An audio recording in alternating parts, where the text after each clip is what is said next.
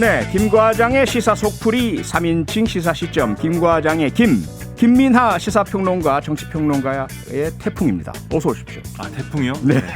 안녕하세요. 어제 네. 제가 수식을 안 붙여드렸다고 화를 내셨기 때문에 제가 네. 적절한 수식을 붙여드렸습니다. 저 그런 작은 거에 마음 쓰고 막 그렇습니다. 기억하고 네, 막 알고 그래요. 있습니다. 네. 고맙습니다. 감사합니다. 네, 여의도 중진 의원급의 장윤선 정치전문 기자 오셨습니다. 안녕하세요. 네, 안녕하세요. 네, 너무 감사합니다. 네, 어제 제가 다음 주에 뵙겠다고 했는데 네. 개편된 걸 제가 정확하게 인지를 못해가지고 사과드리겠습니다. 아니, 매일 불러주셔서 감사합니다. 고맙습니다. 네, 오늘 두 분이 꼽으신 오늘의 이슈와 인물 장윤성 기자께서 말씀해 주시죠. 네, 어제 얘기하다가 조금 미진한 부분도 있고 해서요. 오늘 네. 한덕수와 김앤장 이렇게 한번 꼽아봤습니다. 네. 뭐 지금 고액연봉 논란 계속 커지고 있어서요. 그 네. 얘기를 한번 집중적으로 오늘 다뤄볼까 합니다. 네. 한덕수 총리 후보자가 김앤장 법률사무소로부터 받은 고문료가 쟁점이 되고 있습니다. 김민하 평론가님 좀 설명 좀 해주시죠.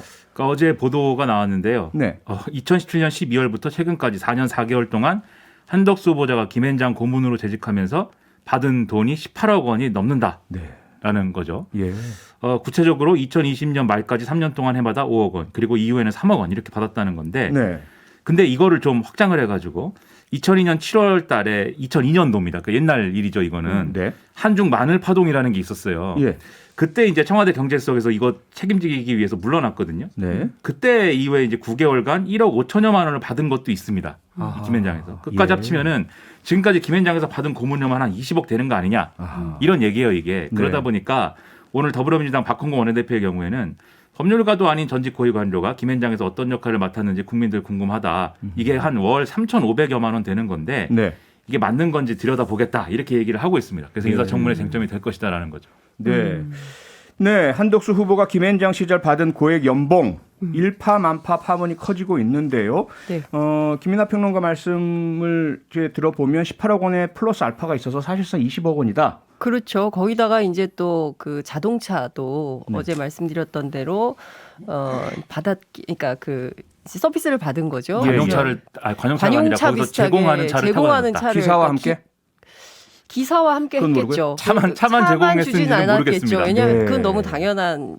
왜냐하면 전관들에게 차량 서비스가 제공된다는 것은 당연히 이제 기사가 일반적으로 딸린 그렇죠. 예, 일반적으로 네, 그렇기 그렇습니다. 때문에 네. 그냥 차만 들이고 스스로 운전하세요. 뭐 이런 건 영업사원들 얘기고 네, 네. 예, 아마 한덕수 후보자 같은 경우는 당연히 그렇게 됐을 텐데 그 주말에 반납을 했거든요. 그러니까 예. 그런 서비스까지 다 합치면 사실상 20억이 넘는 금액을 받았다고 볼 수 있고요. 네. 이것뿐만 아니라 동시에 이제 S-오일 사회이사를 했어요. 네. 그러면서 또 8천만 원 받은 사실이 또 드러났거든요. 네.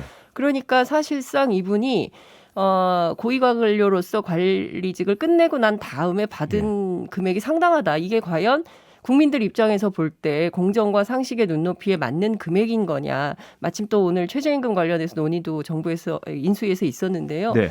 이런 부분들을 과연 그냥 그럴 수 있겠다라고 예. 넘길 수 있는 부분인지에 대한 논란이 상당히 치열하게 있는 겁니다. 무엇보다도 네. 무슨 일을 하고 예, 그 부분에 돈을 잠깐만요. 받은 거냐. 제가 질문을 좀 드릴게요. 네네. 우선 지금 첫 번째 포인트가 액수 자체입니다. 그렇습니다. 도대체 4년 남짓 몇 개월 남짓 동안 20억 원이라는 돈을 받는다는 것, 국민 네. 눈높이에서 네. 이게 과연 바람직한가? 네.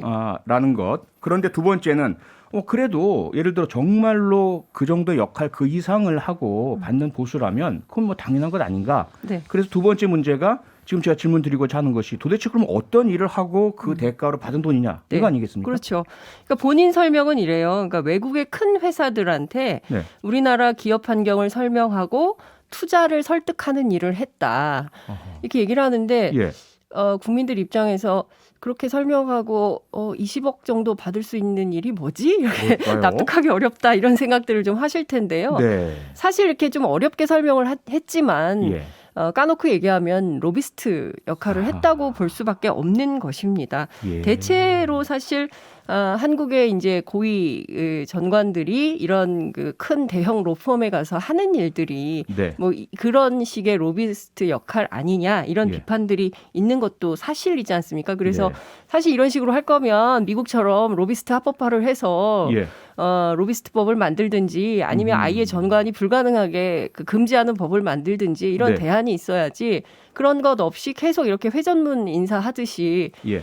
정부에 있다가 나갔다가 다시 또 정부에 들어가서 일하고 이렇게 하는 것은 문제가 심각한 거 아니냐 이런 얘기들이 나오고 있는 게 사실입니다. 김민하 평론가님, 조금 전에 제가 김기현 국민의힘 원내대표께 이 질문을 드려봤어요. 그랬더니 김기현 대표께서는 아니 한덕수 총리가 하버드대 경제학 박사고 그분의 역량과 능력, 학식만 가지고도 얼마든지 그 정도의 대가를 받을 수 있는 분인데 왜 함부로 증거도 없이 정관 예우냐 혹은 로비 대가냐 이렇게 지적하느냐라고 이제 반문을 하셨거든요. 어떻게 보십니까? 하버드 이제 석박사를 하셨으면은 거기에 맞는 뭐 일을 뭔가 하면서 거기에 대한 대가를 받고 보수를 받았다라고 하면 네. 누가 이제 뭐라고 하겠습니까? 그렇죠. 근데 지금 장 기자님 말씀하신 것처럼 대개 이런 로펌에 이제 고문을 맡았다라고 네. 할 때 법조인 출신이라고 그러면은 예를 들면 이제 일종의 전관예우 이렇게 돼가지고 재판이라든가 그다음에 뭐 검찰의 수사라든가 이런 것들이 김현장이 수임하는 어떤 사건과 관련된 것이었을 때 그것과 관계는 어떤 사람의 인맥이나 뭐 이런 걸 활용해가지고 네. 뭔가 해결해 주는 거 아니냐. 그리고 그런 사례가 실제로 있었고 네. 이런 의심들이 있는 거지 않습니까? 마찬가지로 이제 고위 관료를 지낸 인사이기 때문에 한덕수 후보자는 네. 관료 인맥이 얼마나 대단하겠습니까? 그리고 관료뿐만이 아니라 경제 관련 이 어떤 일을 했기 때문에 기업과 관련돼서도 상당히 인맥이 넓을 것이고 그렇겠죠. 접촉면이 상당히 넓을 거거든요. 네. 그러면 이런 것을 보고 김현장이 고문료를 한 달에 3,500만 원씩 줬겠지. 네. 그냥 줬을까요? 다른 이유가 뭐가 있을까요? 이런 이제 의문들의 꼬리를 무는 겁니다. 제가 3,500만 원을 한 달에 벌려면은 지금 방송을 10배를 해야 됩니다, 지금. 근데 이게 뭐 본인의 수입을 공개하시는군요. 석박사가 네. 문제가 아니고 예. 그래서 이제 그런 부분에 있어서 의심을 하는 건 당연하고요. 더군다나 국무총리 후보자인 거 아니겠습니까? 네. 국무총리는 이제 해야 될 분인데 그렇죠. 혹시 그런 데 있어서 어떤 논란이 될 만한 일이 없는지를 찾아보는 거는 당연히 검증의 영역인 거죠. 네. 과거 역대 청문회에서 이런 유사한 고액의 수임료 혹은 뭐 고문료 이런 것들이 쟁점이 된 사례들이 있었지 않습니까? 그렇죠. 2014년에 국무총리 후보자로 지명됐던 이제 안대희 전 대법관의 경우에 네. 변호사로 개업을 한 후에 5개월간 16억여 원을 수임료로 받았다. 그랬죠. 이래서 이제 비판이 컸고 네. 이거를 다 환원을 하겠다. 예, 사회 환원을 하겠다라고 얘기했지만 비판이 계속 커져갖고 결국 이제 중도 낙마를 한 그런 사례가 있었습니다. 네. 근데 이제 또 황교안 전 총리의 경우에 변호사 시절에 이제 1년 4개월 동안 월 평균 약 1억 원, 총액 한 15억 9천만 원 정도의 수임료를 받았다라고 해서 유사한 논란이 됐었는데 예. 이건 또 이러한 비판을 다 견뎌내고 버텨서 총리에 임명되는 데 성공했죠. 네. 비슷한 사례가 또 이명박 정권 당시에 정동기 감사원장 후보자의 경우인데 이분이 이제 대검 차장을 거치고 로펌 대표로 활동을 하면서 7개월간 7억 원의 급여를 받았다. 이 얘기가 나와가지고 네. 이게 낙마의 한 사유가 된 그런 사례가 있는데요. 예. 그래서 이런 것들을 종합해 보면 형태 자체는 한덕수 전 총리가 받고 있는 의혹도 비슷한 부분이 있습니다. 네. 다만 완전히 같지는 않다. 이런 이제 지적도 할 수가 있겠는데 어쨌든 이런 사례들은 이제 법조인의 경우인 것이고 예. 지금 액수가 상당히 다릅니다. 지금 액수가 사실 네. 이분들이 앞서 말씀드린 분들이 받은 거 이 수임료로 받은 거에 비하면 예. 고문료로 받은 것이긴 하지만은 액수가 뭐 거기에 미칠 건 아니거든요. 네. 그러다 보니까 뭐 좀 다르지 않느냐라는 반론도 있고 논란이 좀 있습니다. 자, 그러면 적절한 고문료가 얼마 정도일까? 물론 뭐 이렇게 가격이 정해져 있는 건 아니겠지만 그래도 유사한 사례들이 비춰봤을 때 한덕수 총리가 총리 출신 혹은 뭐 경제부총리 출신 이런 인사라면 어느 정도 받는 게 적절한 건가요? 궁금합니다. 네. 우리 표창원 교수님 영입하려면 얼마 주면 되는지 저 영입하는 궁금하고. 곳이 없습니다. 아 그래요? 네. 놀랍습니다. 대한민국에 어떻게 이럴 수가 있습니까? 우리 표통령님을 영입을 안 하고 이제 제가 경향신문에 보도된 바를 보니까 예. 경향신문이 이제 물어봤어요. 이걸 취재를 해가지고 그랬더니 이런 답이 돌아왔답니다. 관계자에게 물어봤는데 네. 김현장은 보통 장관급 출신 고문에게 월 5천에서 한 7천만 원 정도 보수를 주는 걸로 알고 있다. 아하. 그렇게 따지면 한덕수 후보자가 받은 월 한 4천만 원 좀 안 되는 이런 보수는 크게 많은 수준은 아닐 수도 있다. 어허. 뭐 이렇게 얘기를 했다는데. 네. 근데 문제는 이제 이게 사실 뭐 시작에 불과할 수도 있습니다. 앞서 이제 장 기자님 말씀해 주신 것처럼 예. SOE 사회이사 겸임하면서 이제 받은 돈도 있다. 이것도 있고 네. 관료들이 자기가 공직에 있을 때는 여러 가지로 이제 이 공직과 관련된 일을 해야 되기 때문에 예. 추가로 뭐 수입을 이렇게 추구하거나 할 수가 없잖아요. 겸직 금지죠. 그렇죠. 국가공무원법상. 예. 그렇죠. 네. 그러다 보니까 퇴임하고 나서 이제는 좀 나 자신을 위해 살아야겠다. 이러고 돈을 막 이렇게 벌기 시작하는데 네. 거기서 발생하는 문제들이 계속 있단 말이죠. 아. 마찬가지 사례가 있을 수가 있기 때문에 예. 이게 더 있을 수도 있고 네. 여러 가지 거기서 발생하는 문제들이 있느냐 없느냐 이걸 따지는 게 굉장히 중요한 문제가 된 거죠. 지금. 핵심은 바로 거기에 있다고 생각해요. 예. 그러니까 이제 고위 이 공직자로서 네. 자기 역할을 다 하고 사실상 한덕수 총리도 노무현 정부 마지막 총리, 그러니까 경제부총리 했죠, 통상교섭본부장 했죠, 청와대 경제수석 했죠. 네. 1970년에 행시 8회로 들어오셔가지고 40년 동안 정말 정부의 모든 주요 경제 통상 관련된 주요 보직을 다 했단 말이에요. 예. 그러니까 정부의 뭐 속속들이 모르는 일이 없으시겠죠. 네, 그리고 뭐 아까 그렇죠. 말씀하신 대로 인맥도 대단할 테고 네. 그러니까 기업은 그리고 또 로펌에서는 그런 정보력을 사는 거죠. 그래서 그 정보력에 대한 대가를 어떤 사람은 뭐 6천만 원을 주고 어떤 사람은 4천을 주고 또 어떤 사람은 3천을 줄 수도 있고 네. 그거야 뭐 각자 그 내고학에 따라서 다른 것이긴 합니다만 그 금액이 중요한 것이 아니라 예. 과연 국민들이 보기에 저렇게 높은 자리까지 올라가서 고위 공직을 했던 분이 네. 민간 영역에 돌아와서 돈을 또 벌고 그다음에 돈을 번 다음에 다시 또 콜이 오면 또 나가서 네. 정부에서 일을 하고 저희 이런 잠시- 것이 계속 반복된다는 것이 제일 심각한 문제 그러니까요. 같아요. 광고 듣고 바로 돌아오겠습니다. 네, 김 과장의 시사 속풀이 3인칭 시사 시점 계속 이어가겠습니다. 한덕수 총리 후보자가 김앤장 법률사무소에서 20억 원 내외의 그런 돈을 받은 부분, 이것이 과연 문제가 되느냐 안 되느냐 이 부분을 짚어봤는데요. 마지막으로 김민하 평론가, 물론 공직을 오랫동안 마치신 분께서 청빈하게 아무것도 하지 말고만 사셔라 이렇게 할 수도 없잖아요. 하지만 그것을 활용하는 과정에서 혹시라도 문제가 되고 다시 공직으로 돌아왔을 때 지금처럼 논쟁이 되고 논점이 되는 문제점, 이거 어디에 선을 어떻게 그어야 될까요? 그래서 이번 기회를 통해서 예. 이 바람직한 거냐를 한번 논의해봐야 됩니다. 그래서 그렇죠. 공직을 마치고 개인의 이익을 위해서 이제 민간의 이익에 복무하고 뭐 이런 것들이 있을 수 있겠지만 네. 그런 일에 거친 사람을 다시 이제 주요 공직 후보자로서 예. 지금 지명한 거에 대해서는 정치적으로 평가해야 되고 과연 그런 나라 좋은 나라냐 아하. 이번에 한번 따져봐야 될 문제라고 보고요. 네. 그리고 이제 인사청문회 이제 어떤 인사의 적적성으로 좀 논의를 좁혀놓고 보면은 네. 결국 이분이 이제 한덕수 전 총리가 주미대사도 이제 지낸 인물이고 그렇죠. 아까 말씀드린 이제 뭐 관료의 인맥, 재계의 인맥 여기에 더하면 이제 미국 쪽의 인맥 이런 것들도 이제 많이 기대를 하고 이제 하는 부분들이 있을 텐데 네. 예를 들면 지금 론스타의 외환은행 먹지 사건 뭐 이거에 대해서 예. 의심을 하고 있는 분들이 있잖아요. 그렇죠. 혹시라도 주미대사 경력이나 이런 게 예. 지금도 론스타하고 이 우리 한국 정부하고 투자자 국가 간 소송 이거 하고 있거든요. ISD. 거의 결론 예. 난다고 하는데 네. 이런 것에 혹시라도 영향이 미쳤다던가 아하. 이런 구체적인 뭔가 얘기가 나오면은 이거는 결정적인 어떤 사유가 될 수 있는데 네. 그런 것들을 뭐 발굴을 하느냐 뭐 이런 것들 언론이 뭐 찾아내느냐 그런 것들이 이제 달렸다고 봅니다. 알겠습니다. 장윤선 기자님. 네. 그런데 지금 한덕수 총리가 고액을 받은 김앤장 법률사무소는 많은 국민들께서 여러 차례 들어보셔서 이미 익숙하실 것 같아요. 좋은 쪽도 맞습니다. 있겠지만 주로 조금 이렇게 네. 고위직의 어떤 부패와 관련된 문제, 로비와 네. 관련된 문제 네. 이렇게 많이 들려왔는데 이번에 인수위원회에도 김앤장 출신이 많이 들어가 있다면서요? 네, 그렇기도 하고 이제 정치권에서 한숨을 섞어서 하는 얘기가 뭐냐면 네. 이 사실 정부를 운영하는 데 있어서 인력 풀은 굉장히 좁다. 그런데 김앤장 변호사는 1,000명이 넘는다. 그러니까 김앤장 출신들이 예. 어디든 요소에서 가서 활동을 하고 또 다시 또 복귀하고 이런 일들이 굉장히 많다는데요. 네. 특히 이번 인수위가 좀 그런 편입니다.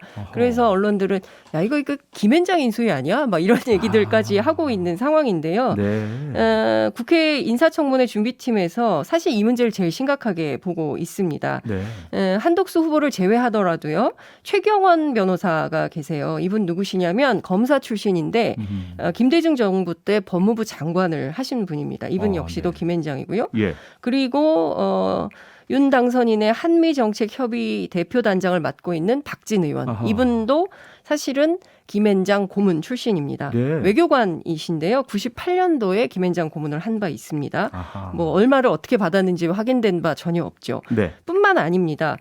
공정경제 정책을 담당하는 경제 1분과 전문위원이 있어요. 박익수 변호사. 이분 굉장히 그 또 문제로 지적이 좀 되고 있는데요. 네. 판사 출신이에요. 어허. 퇴임 후에 김앤장에 가십니다. 예. 그랬다가 다시 공정거래위원회로 들어가요. 예. 그랬다가 다시 또 김앤장으로 갑니다. 오호. 그리고 문제는 최근까지 공정거래위원회하고 김앤장이 계속 다수의 공정거래 사건, 법률 다툼이 있었는데요. 네. 어떻게 된 거냐면 이렇게 되니까 박 변호사가 인수위 전문위원회에 임명이 되면서 네. 이해충돌 당사자를 다시 만나게 되는 이런 상황이 되는 거죠. 예. 이거 업무 보고를 다시 받게 되는 거거든요. 이거 굉장히 모호한 상황이 되는 겁니다. 그러니까 공정거래위원회에서 네. 다툼을 벌이고 소송을 하던 경쟁 그렇습니다. 상대인 로펌 네. 출신의 변호사가 변호사가 자기의 어떻게 보자면 상사가 되는 거죠. 예, 보고를 들어야 할 상관 네. 같은 그렇습니다. 인수위의 담당자로 모시게 됐다. 이 말이잖아요. 그렇습니다. 예, 이런 상황이고요. 지금 인수위 그 수석 부대변인 하고 있는 최지현 변호사, 네. 이분 역시도 김앤장 출신입니다. 와. 김건희 여사 전담 마크맨으로 알려져 있죠. 예. 뿐만 아니라 실무위원들 중에도 상당수 김앤장 출신들이 있다는 거여서 네. 이거 좀 너무 심하지 않냐 이런 비판들이 나오고 있는 겁니다. 아, 이거 뭐 대한민국이 아니라 김앤장국이다 이라는 좀 과장하자면 이런 너무 비판까지 가는 슬프죠. 게 예, 너무 슬픈 그렇습니다. 이야기네요. 예.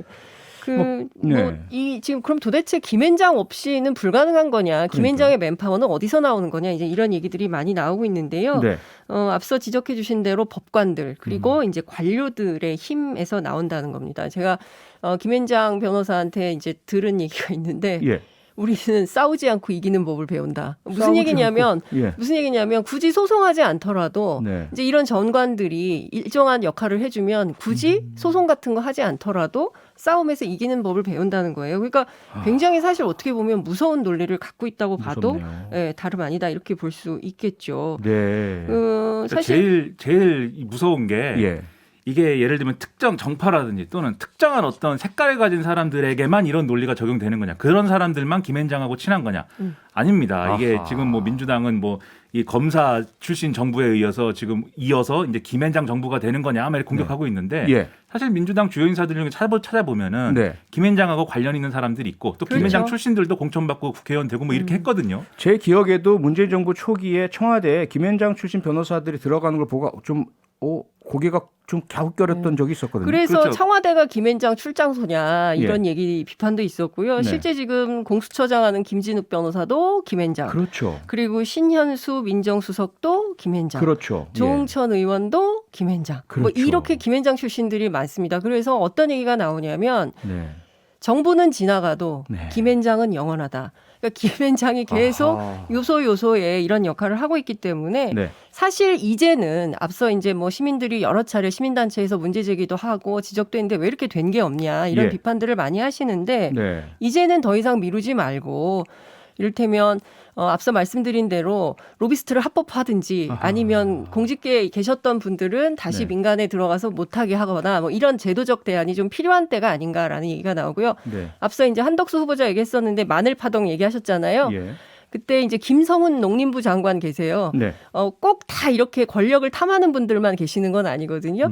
도시농부로 잘 살고 계세요. 이렇게 귀감이 되는 어른들도 있기 때문에 예. 우리가 꼭 이런 쪽으로만 문제가 있다 이렇게 지적할 문제는 또 아닌 것 같다라는 네. 생각도 좀 듭니다. 김앤장 문제가 예. 정말 한번 짚고 넘어가는 걸 넘어서서 앞으로도 해결해야 될 문제라고 생각하는 게 네. 지금 모든 정파 그리고 모든 영역 모든 곳에 걸쳐져 있잖아요. 영향력이. 그건 그렇죠. 이제 재계의 삼성, 네. 법조계의 김앤장 뭐 이런 건데 예. 그런데 저 같은 사람들 별 볼 일 없는 사람들 평생 살아야 뭐 김앤장 고문이 되겠습니까? 표창원 교수도 안 된다고 하는데 지금 고문이 아니고요. 김앤장 변호사 수임할 능력도 아마 되는 그렇죠. 분이 별로 그렇죠. 없을 거예요. 예. 변호사 볼 일도 없어요. 저 같은 사람들은. 그렇죠. 네. 예. 그러면은 결론적으로는 뭐냐? 힘 있는 사람들이 끼리끼리 모여 있는 그렇습니다. 그런 어떤 울타리가 그들만의 김앤장인 리그. 거거든요. 맞습니다. 그들만의 리그. 그게 네. 맞는 거냐? 그게 저는 무엇보다 꼭 상당히 지적하고 싶은 건 오늘 슬픕니다. 강제동원 사건들 있었잖아요. 네네. 예전에. 예. 그럴 때 항상 전범 기업을 대변하는 게 누구였냐? 김앤장이었습니다. 김앤장. 예. 그렇기 때문에 당시 우리 그 사법파동 네. 났을 때도 똑같은 사법농단. 문제 제기가 있었던 건데 여전히 네. 이 그늘에서 벗어날 수 없다는 것은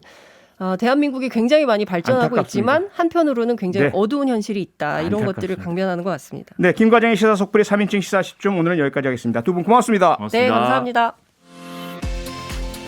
평일 저녁 6시 5분에 여러분을 찾아갑니다. MBC 라디오 표창원의 뉴스 하이킥.